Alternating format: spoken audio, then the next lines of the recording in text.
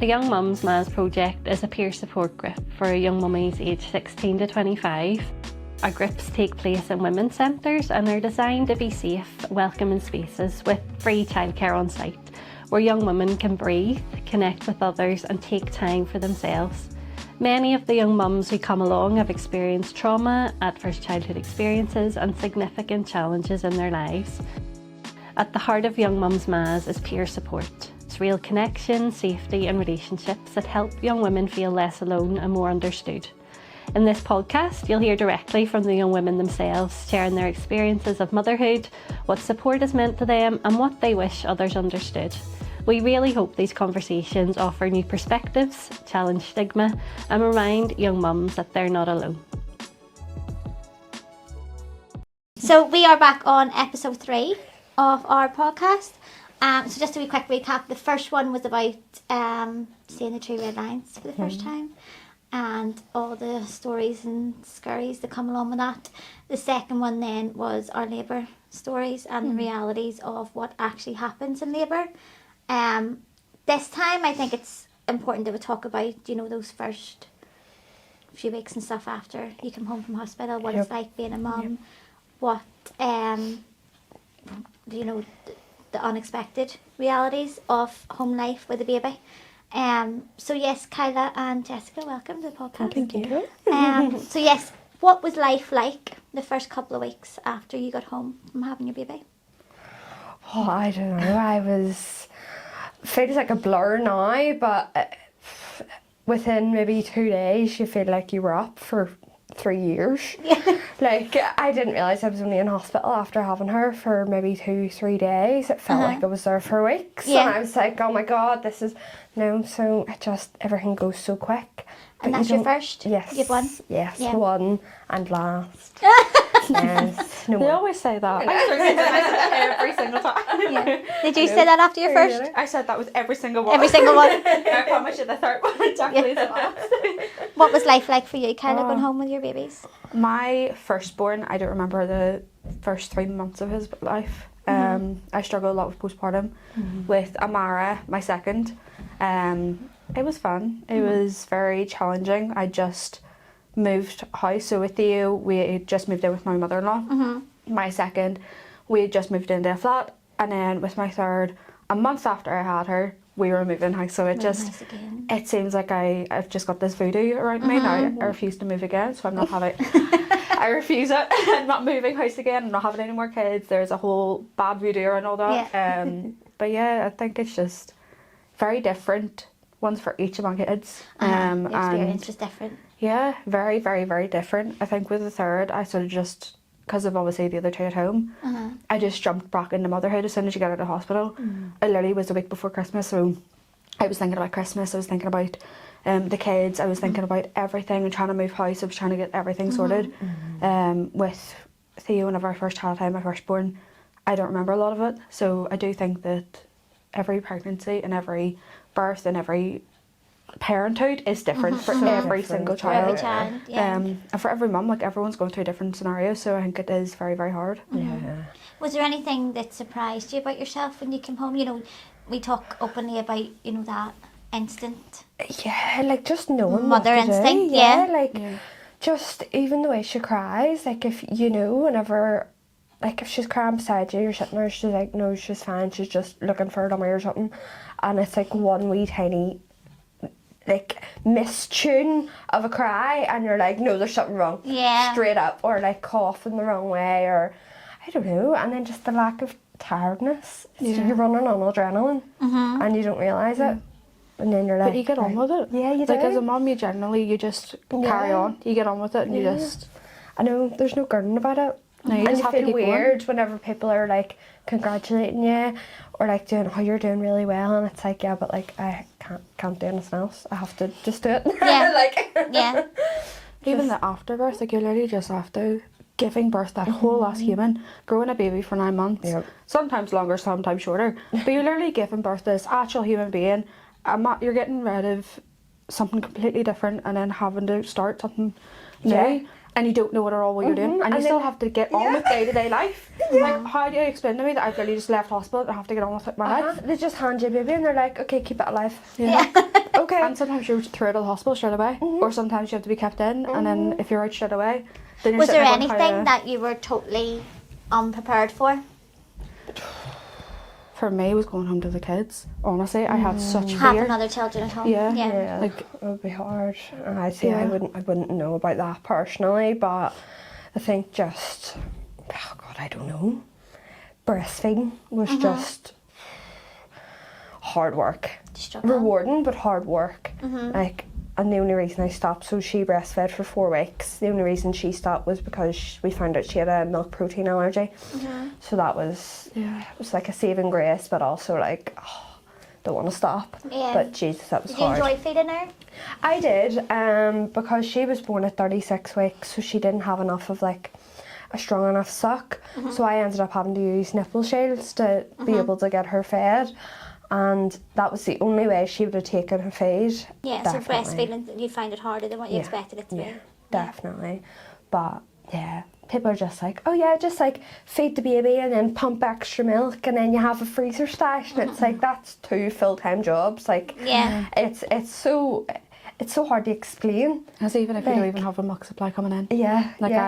I didn't, and I was like, how do you explain to me that I'm meant to feed my child on the breast, but also try and pump at the same time? And what if your milk supply isn't coming in? Then Yeah. you're feeling bad for the baby. Because you're like, am I feeling you? Is my body feeling you? Yeah, and stress is a big impact on it as well, and your production and so many things. And I was going through a really stressful time relationship-wise at the same time, so being able to breastfeed, keep her alive, try and get a house sorted because I was with my mum at that point, and then moved in February into my own house, and so many things that were going wrong, and but it was something that would never change. Yeah. Do you know what I mean? I know, and I think that especially with breastfeeding, you know, I think people talk about breastfeeding that it is like it's a lovely experience for mums who breastfeed. Yeah.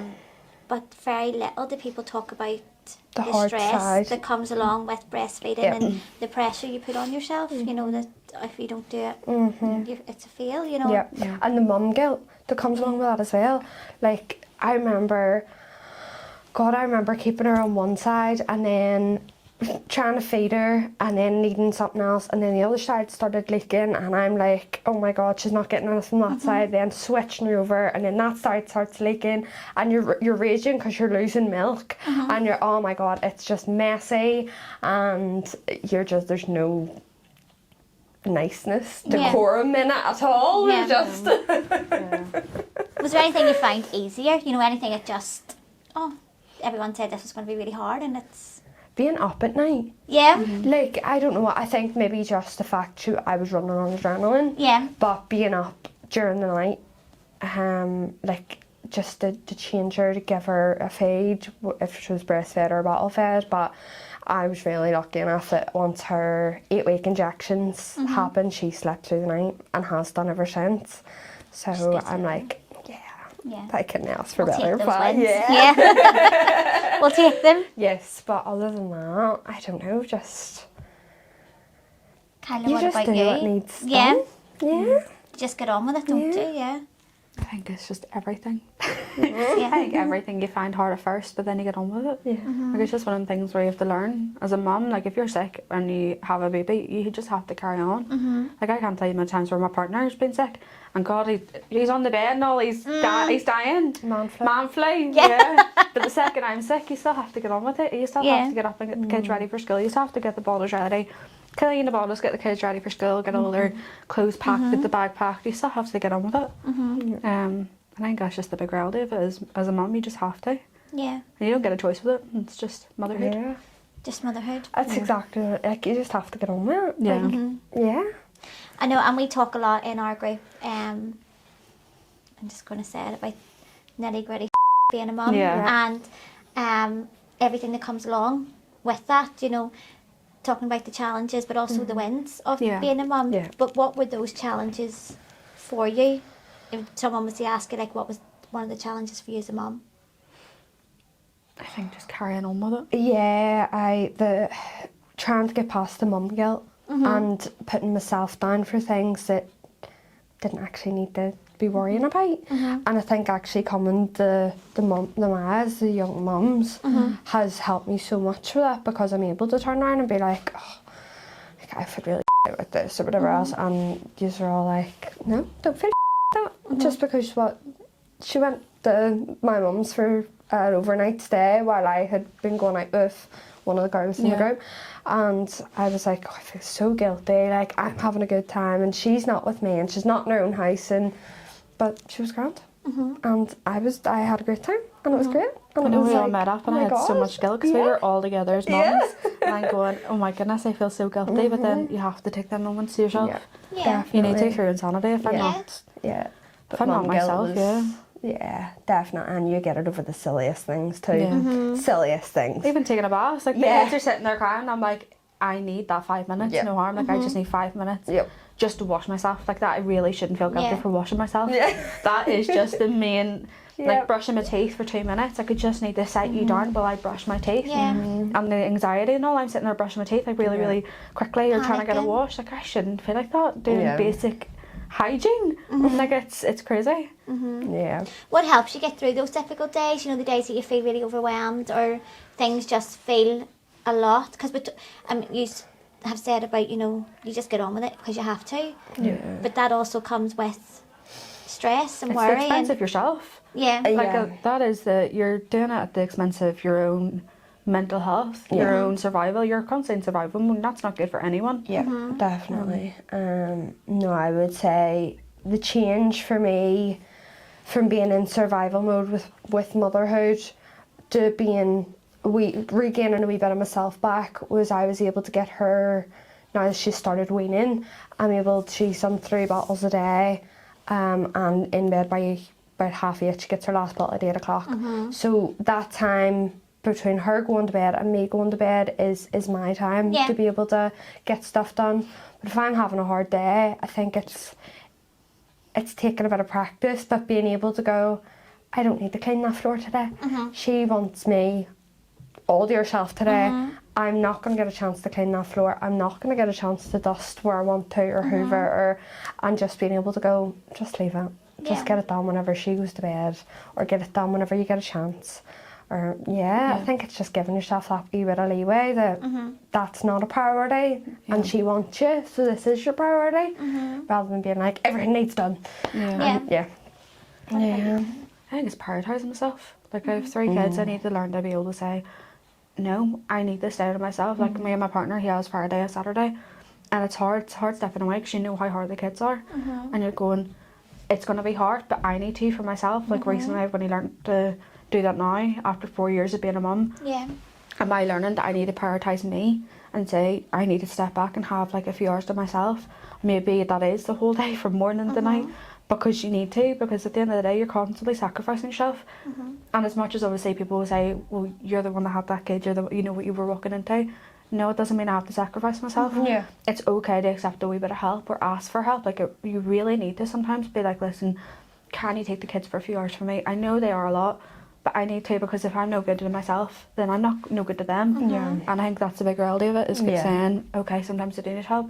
And it shouldn't be looked down on for asking for that few hours to yourself. Yeah. It's trying to delegate that as well. Like, Or finding then- people that aren't going to judge you. Yes. They're like, oh, but you knew what you were getting into as a mum. You Yeah. knew that that's a full-time job.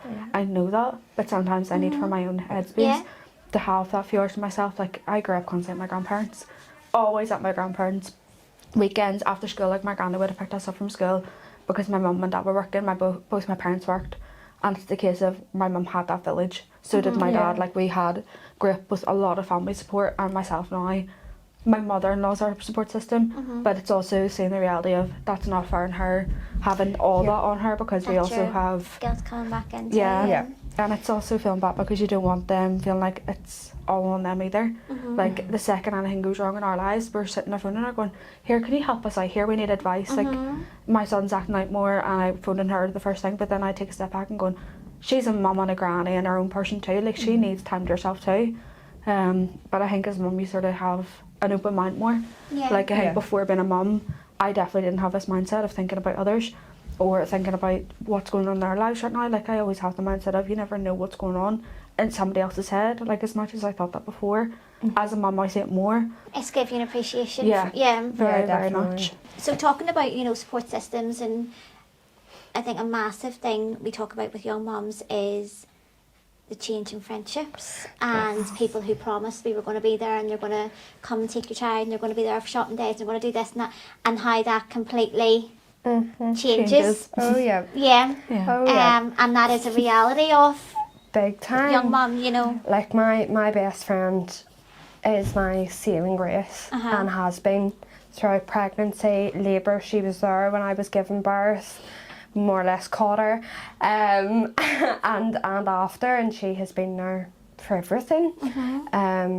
And we always joke and say like her name should have been put in the birth certificate as well. But she genuinely has been my saving grace and has earned the title of auntie, rather than when you find out you're pregnant and your friends at the time are going, can't wait to be an auntie, or can't wait to be an uncle, and you're like, never in my life would I leave my child for you. But like it's actually seeing who shows up for you, who texts you whenever you've been quiet and you've been busy and you haven't slept, and they show up at the door and they go, right, give me the child, go upstairs and get a shower, because you think, like, just, you need that friend. Yeah, you do, and she really, really has, and she would be the first one to come around and be like, right, give me her, and go on, like, I'm taking her those out. are that's a massive thing, isn't it? Yeah, definitely. Just someone to recognise whenever you need Burnt it. out. Yeah, whenever you're burnt 100%. out. Yeah,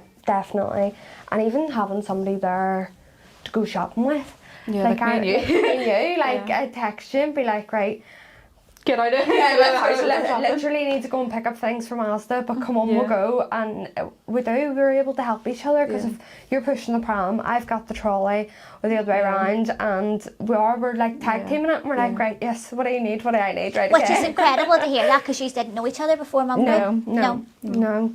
And it is great, because I can't walk around a shop with a trolley and a pram and you just don't have enough hands. That's something nobody also, like, nobody talks about those, just the practical day-to-day things. practical things of being a mum, where you can't push a trolley and push a child, you can't go and get a food shop, or else your trolley's taken up with a car seat, and you can't it's really hard. I remember taking, I think it was all three of my kids at one point, going shopping, and everything was don't see trying to take 3 kids shopping. One's running around the aisle, one won't hold your hand, you're sitting there going, hold the pram, hold the pram. And you're stuffing stuff down their pram, going, right, did I get everything, did I scan all the stuff, I'm not stealing anything. No. Like, see the amount of times I've walked in and I'm going, why is there sitting a pack of wipes down there? Like, I'm so sorry. Yeah, do you remember the days they used to give you a fake baby home, to teach you about sex ed and stuff? I've I'd done that. challenge, take 3 kids for a day shopping. Please. That would be enough. Honestly, see the amount of times either Theo or Amara running around an island going,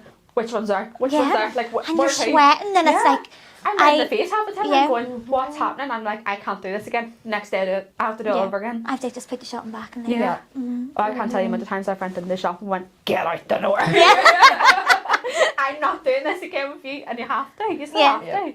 But you're sitting there like teeth grinding. Like, And then there's always some granny that comes over and goes, oh, look at the baby. And you're like, you're hold her there till I get down the aisle. So, talk about friendships and stuff changing. What about relationships? Let's be real. Yes. What relationship, pregnancy, childbirth, everything brings on a whole new meaning of relationships, doesn't it? 2 very different kind of stories in that. I'm a single mum and have been from she was 2 weeks old. About a week and a half old. So it's almost, in my head, it's almost easier to do it alone. I don't know, I feel like a lot easier to take on all that stress. Kyla, what about you? Like, has obviously your three children now. It's hard. A relationship isn't easy, especially with kids. Like, me and my partner were only together for just under a year whenever I got pregnant, and we were kids, literally like kids ourselves. So whenever we found out I was pregnant, it was all about kids. So now 4 years in with 3 kids, we don't get time to be a relationship. We don't get to be our own person. We're 2 very, very different people now, and I think it's trying to find that balance of having a relationship, but also knowing that you need to be mum and dad all the Yeah. time. Hormones are crazy. Yeah. They're nuts. The hormones. Yeah, they are nuts, and like you just don't realise. Like I remember being pregnant and being like, I need to know every single thing about everything about babies. I need to know it now, and I need to be ready right this second. And I was like 12 weeks pregnant, and I was like, I need everything for this baby in this house now. I need it all sorted. And he's like, we'll have a while, like it's fine. And I'm like, it's not fine, but we need it all now. Yeah. And I'm sitting there like reading a book or something about babies, and I'm like, did you know this? Did you know this? And he's like, we'll figure it out. They're so laid It's fine. back. And I'm I like, wouldn't no, understand what do you it. mean? No. I remember even going into hospital at 34 weeks and being like, those baby clothes aren't washed in that house, because I know fine rightly, I've been telling you for weeks that they need washed, and they're not washed. Should put them clothes. I went on and on and on, and he didn't do them. And then I got into hospital, and I was like, right, those baby clothes need washed. Jessica, now. I'm laughing because I can just remember, obviously people listening won't know, but you were admitted to hospital at 34 34 weeks, yep. And Jessica's phoning me from the hospital, from her hospital bed, to register to come to Mum's Grave. That was me weeks before I had you. I was like, no, you definitely have room and crash whenever I come back. Whenever you're saying about you needed everything planned, and she definitely did. Oh yeah, I you were on the ball. I was on the non-stop. ball. I was like, my family nurse partnership, like she was like, you're the easiest mum that I'd be out to, because you're on the ball. You're Yeah. already 3 steps ahead of me. Yeah. And I'm like, yeah. Yeah, Done. you And I'm like, really done. were. Yeah. It's like you were. Like 2 seconds, the doctor's coming in, I'll be out in a minute. Phone me back, right there on. And then the IV thing's beeping, and I'm pressing the buttons in the machine, because I've been there that long, so I know how to work. You were home with other mums. Yeah, You there were was other between mums. beds. Yeah, there was other mums, and their machines were beeping and all, and I was like, here, do you want me to turn that off for you? Right there on, beep, beep, beep. I was like, that'll beep in another 5 minutes, buzz now, so they can get Yeah. round here quickly. So when you think of, like, you know, family support, family Yeah. nurse partnership, those Yep. types of, you know, even friends, parents, how important for you was it to have that support system? Very, very. I wouldn't survive. Yeah, I no. would not be here today, in all honesty, like mental health wise, definitely. If I didn't have my support system, like, Yeah. I do wish that I had my family Yeah. support system. Like I have my granny and my dad, and but I think as a mum, you just want your mum at times. Yes, yeah, I know that took words out of my mouth. I was going to say, my mum and my best friend have been my rocks, like, big time. And then especially moving into my own house as well. It was, I mean, the 2 most stressful things that you Yeah. can go through, going through it at once. But, you know, it's like, all right, it's done. I got there. Yeah, you go through You it. know, like, you're always going to wake up the next morning, and it's going to be, Yeah. you know, new day. Yeah. It's going to happen. Yeah. You'll get through it. Do you ever do that? Do you ever take a wee step back and think, well, like I have done so much? You know, you've done that 3 Yeah. times. I You've had a know. baby and come I out think and it's moved house whenever 3 my kids- times. Yeah, I think it's whenever my kids were sleeping, I was like, oh my goodness, I've done this. Like, Yeah. Whenever I just moved into my new house recently, and it was my first time being in a home, like an actual house, and it felt like home again. And my kids were all sleeping in their new rooms, all decorated, all everything done, settled.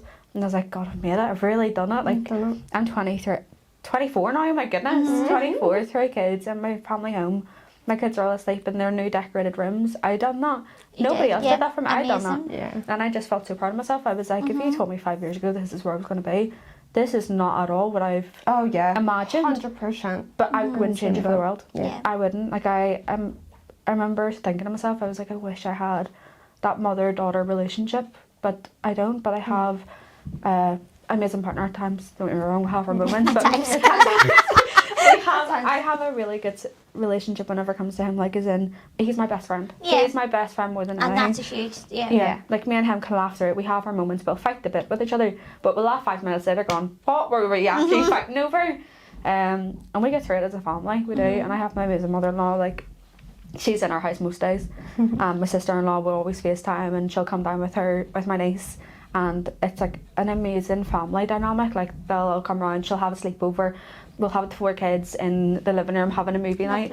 And it's a real reality check of going, God, this is my life. Like, I can't believe how far I've came. And it's Yeah. incredible, like, really, really incredible. And you should be proud of that. Karen. Yeah, no, 100%. It's so, life-changing. Like, Yeah, and it's something that you would never change, but it's also really hard to go from just being able to get into the car and go to shop, and or like get into the car and go and see your friends and go out for the day and not have to worry about like, right, in 2 hours she's gonna need fed, or you know, she needs to nappy change. Where am I gonna? Oh right, she's right. I need this, and it's not having to worry about all those contingencies. It's such a change from being able to just like, right, I'm late, jump out of bed, clothes on, brush teeth, hair, brush in the car, like, and then being straight out the door. Whereas it's like, no, I have a child to do. Like, I need to get her up, get her changed, get her, you know, fed, bag packed, like everything. It's just really hard to change that, and then not being able to do the things that you were doing before with your friends. That's hard to come to terms with. And that leads us into something I just wanted to talk to you about, you know. Has it been a struggle, or have you even, would you say you have sort of found yourself again after becoming a mum? Or is it a different version of you? Yeah. Well, I did Getting lose myself. there. Like, I've definitely, You lost yourself, Kylie, yeah, big time. Like, before my kids, I was still in education. I was working full time, had education. I was very, very much wanted to go in a different path. Like, I was trying to get my career path and way, and I was working, and I had all these things in place. Like, I was literally just about to move into my own home, and now I've kids and not in work. I've stopped going to my education, I've stopped going to uni and everything, and it's a different person, and I'm a completely different person, and it's a bittersweet moment. I'm enjoying this, but I'm also wondering what if things were different. But I've gone into the career that I wanted as whenever I was younger.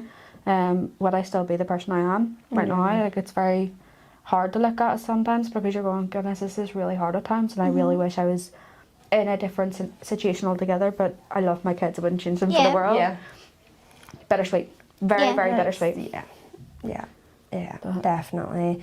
You have plans, but things don't work out that way, and I don't know, it's just things have gone wrong so many times in the course of my life. Say, you know, things have gone wrong, and it's been like, oh my god, this is the end of the world, but then you get through it. And then it happens again, and something, you know, completely else goes wrong, and you're like, right, I'm never going to get through this is the end of it. And then you do get through it, and then it's like, oh right, okay, you just figure it out, and it just does. It just works, you know. And I think mental health after giving birth as well is something that I was expecting to happen anyway. I would have struggled with my mental health prior to giving birth or being pregnant, but being able to turn around to the doctor and be like, right, I'm anticipating this happening. What supports can we put into place? What services can I utilise? What referrals can you put in? When do I have to phone? Who do I need to phone? Like, I'm being so on the ball with things, because otherwise you would never be looked at twice. That's incredible that you had the voice to do that. You know, you felt important enough to do that and to advocate for yourself. That's incredible. Yeah, and I do feel bad for a lot of people who wouldn't have the voice to do that. I knew where I was going to end up. I knew, like, mentally, I knew where my head would have been at, what thoughts that I was having then that would have kind of evolved into being a wee bit more obsessive, or a wee bit more, you know, just things that you can kind of pick up on. But it's the fact that there is some mums that, you know, have just found out they're pregnant, you know, go for their booking scans, the likes, and they don't speak up, and they don't turn around and say, here, well, actually, I don't feel the best. And I am very envious of that. They're scared. I was pregnant at the same age as you. Yeah. And like, you're literally, what, you're 20? Yeah, 20 now, yeah. And I was literally like, I was your age whenever I had my firstborn, and I wish I had that sort of, I don't know, confidence to be able to say, listen, I'm not okay. Like, you got to experience ARIA so much. Yeah. And enjoy it. It does take a lot, and I think having a good relationship with your GP, as well as, well, I was referred to maternal mental health, but I was told no, I'm not being accepted into that service. So being able then eventually got put in a referral to maternal psychology, and have got a psychologist, and it's brilliant, absolutely brilliant. And being able to, that's quite a new service anyway, so being able to I'm on the board of it to push it out to new mums. Amazing. So hopefully then that service gets prolonged and gets more funding so that they can go out to other mums and screening questions can be asked in the likes of their book and scan and further along, like checkpoints, I think is needed greatly. And people are scared to turn around and say, no, I'm actually not okay. I'm actually, especially after giving birth, like the worst thing you want to do is go, do you know what, I feel like absolute I don't want to be here anymore. I don't want to, you know, I can't even look at the child, you know, because people are in that situation. But I remember someone turning around and going, oh, well, she's a bad mum. Take the child away. That's it. Cut That's the cameras fear, out, isn't it? Yeah. But you just need to have that open conversation, and it needs to be the point where someone's going to go, I'm going to listen to you. I'm not going to push any big red buttons. I'm not going to leave here, pretend I'm all nice to your face, and then run outside and start phoning everybody this stuff, and somebody's going to show up. Like, you just need to have that open conversation. You need to be able to have that relationship with somebody, whether it's your GP, your mum, a friend, you know, you need to have that relationship with somebody. But definitely checkpoints need to be put in throughout the pregnancy, and especially if you're in hospital for a long period. I think postpartum though, everyone thinks as soon as you've got postpartum you want to hurt yourself or hurt your baby. And it's like, I just need help. Like, I'm not just feeling really sad. I'm feeling numb. I'm feeling exhausted. I'm feeling drained. I don't know who I am, and I also am really struggling. Yeah, and I think a lot of people are scared to be labelled as being on medication as well. Like, it's not the worst thing. If you were sick, like, you would take antibiotics. If you had, you know, a bacteria, if you had a throat infection, you'd take antibiotics. It's the same thing. If you're not well, you take tablets. And I think the more people talk about it, you know, it takes away that stigma, and it shows that there is support out there for mums. And I suppose that I'm just thinking, if there was a young mum listening who maybe has just came home from the hospital with her baby, what advice would you give them? Overall, not just talking about mental health, but, you know, go to your mum's group. Get mum friends, go to the tots, take that step. I think big time was movies. 100%. Mums and tots. I was petrified to go by myself. And you can say to your health visitor, is there anyone that can come with me? Because I didn't even know that was an option where you can see if anyone can come with you. But definitely got like the likes of Miles, like, I wish I knew about that with my first, because honestly, see the amount of times I questioned myself and going, am I being a bad mum? Am I doing the wrong thing? And it wasn't until they came to these groups I was like, oh goodness, I wish I would know you guys before. Like, that's very, very much the big thing, is go and get them friends, go get them mum friends. But it's not just that, you can also get the likes of counselling. You can get your friends, but you can also get like family. Big thing, family support. Like, I know with ourselves we have the creche, so it means you can get your hour or two to yourself. And it's just amazing the amount of support you can get out there if you go and ask. Definitely seek what services are out there. And if you are in the position where you're like, do you know what, I just don't feel right, there's something just sitting there that's not right, speak to somebody. 100%. Just, even if somebody turns around and goes, no, that's normal, just go, okay, that's good, perfect. And it's a weight off your shoulders. But even then, like, even hearing that's completely normal, you may not feel like that's normal. Like, I remember getting told it was postpartum was completely normal. That doesn't make me feel any better. I need someone to be like, right, this is what we can do for you. Even help me get out of the house. Like, I can't remember the amount of times I was like feeling so overwhelmed and numb that I just needed someone to quite literally pick clothes out in my bed, put me in a shower and be like, go shower, go get dressed, we're going for a walk. I needed that. Sometimes it's all you need. You just need someone that's shaky and be like, no, go get dressed, I'm looking after the child, get out the door now. Because I was so much in a pit of my own misery and numbness that I was like, I don't know what to do anymore. Like, I just didn't feel like me. So I think it's a big thing, is needing that support. Yeah, I mean, it's really strange, and I think people don't talk about whenever the first time you take your baby out in the pram. And it's like, you're walking along and you have the most like outrageous thoughts, and you're walking along and you're like, oh my god, like a car could come up on that curb and hit my child, and like I'm not right there to like grab, or like it's the paranoia. You're constantly thinking, right, can I grab all these kids right now? Like, oh, it's me. And you're, you know, it's things like that, you're so like, oh my god. Or I remember when I moved into my own house, I was so worried about what if, you know, I'm starting changing her nappy and somebody comes in and, you know, they get me and then they take her and what happens? Like, what if I'm asleep and they go into her room and take her because she's not in my room anymore? And oh my God, the thoughts you have that are just fear. But you love your baby and that's why you're having these thoughts. You're having to come into a fears. group and say that, and everybody be like, oh, Oh, don't be get me worrying. wrong. Yeah. That was me last Tuesday. I was sitting there grabbing my pram. Like, that's so normal, but so to be scary. validated in how you're feeling means so much more than you think. Definitely. But I would say speak to somebody as early on as you can if you feel things are maybe taking a wee bit of a dip. And I know that there's the likes of baby blues, and you know, straight after I remember being in hospital and it literally hit you like a ton of bricks. And I was just like, oh my God, I need something now. And I remember shouting at the midwife and I was like, get me a consultant down here now, I need a doctor. She was like, why, what's wrong? And I was like, you may get me a preventable now. Like, and I remember them just being like, okay. But as soon as the doctor came down and was like, you know what you're on about, you know what you're talking about. No worries, I know what you're talking about. I know you're of sound mind and they listen to you and actually respect what you're saying. But it's hard to get somebody like that. And it's hard to advocate for yourself. I know I'm quite good for it, but it's because I wasn't for so long. There was nobody to advocate me for so long.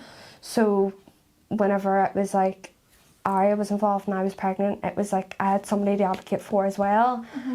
Even though it was still me. Do you know what I mean? It was that kind of double... you should be so proud of it though, because I'm nearly 3 kids and I still struggle with that. Like, I'm 24 years of age and I genuinely have so much fear even advocating for myself, never mind my kids. I know, like, I remember sometimes you text me and you'd be like, I don't know, I'm not feeling this. And I'm like, I'll march down to the doctor. I know, I was sitting next to I don't know. Yeah. No, I second guess myself, whereas you've got that confidence to go, no. No, if I don't know the answer, I'm going to go get help, whereas me, I sit in it and I go, God, am I overthinking it? Or and then you feel stupid because they're going, no, you were right. And I'm like, oh, the motherly instinct, I should have just trusted it, and I wish... I don't know, I feel like when you become a mum, you're like a lamb, something. Do you know what I mean? Something to protect, Just thinking of like other mums and stuff listening and hearing your stories about, so we've heard about, you know, the moment you found out you were pregnant, the lovely, delightful labour stories, and then just life as a mum. But what is, you know, people talk about like the realities of being a mum, and yes, we talk about the horror stories, we talk about the hard times, and we talk about the struggles that motherhood brings, but what are those really rewarding, beautiful moments about being a mum, a young mum too, that took you by surprise? The little things. Being able to, literally yesterday, like being able to put her in a high chair that wasn't her one for the house, being able to go into a cafe and be like, she actually fits in that high chair, like, and being able to hand her a piece of food, like a wee bit of a pancake, and she was just munching away on it, like, it was like, oh my God, you're a person. Like, I've kept you alive. Like, and look, you're working. My school drop off, I think the big thing for me is school drop off. It's like, how did I create that little human that's running into school? Pride? So much pride. And he's so sweet, like such a kind little boy. Like, every time I speak to them, they're like, he's such a beautiful wee smile. All my kids are like that, and they're so mannered, they're so pleasing, thank you. And don't get me wrong, I have their moments where they're sitting there jumping at a puddle and you're like, oh my goodness, what are you doing? Like, you're getting messy. But it's like, your kids so well mannered, your kids are so good, they're such well eaters, and it's here and then like little compliments, you're like, I created that, like, that's thank you, that's mine. That's me. I think that's me in there. Like, it's the little small moments, you're like, I see me so much in you at times, and like, or you see my little brother, like my little brother's only 14, but I still remember seeing him whenever he was first born and growing up. And now I've got my own little son, and I keep looking at him like, I see you so much like your uncle. Or people say all the time, oh, that she looks just like you, and I'm like, oh, thank you. Like, I always see their daddy more, but thank you. I think it's just wee things all the time, like as simple as seeing Amara's hair growing more, I'm like, oh, look, her hair's growing. Yeah, I love her hair. It's so curly and ringlet, and I'm like, you've got my sister's hair. Yeah. Like, I see little things in their eyes. They've got my granddad's eyes. Or like Theo's last name, or his middle name, is named after my granddad, and I see so much of my granddad in him, and I'm like, that's so sweet. You do have so much to be proud of yourselves for. Do you feel? Yeah.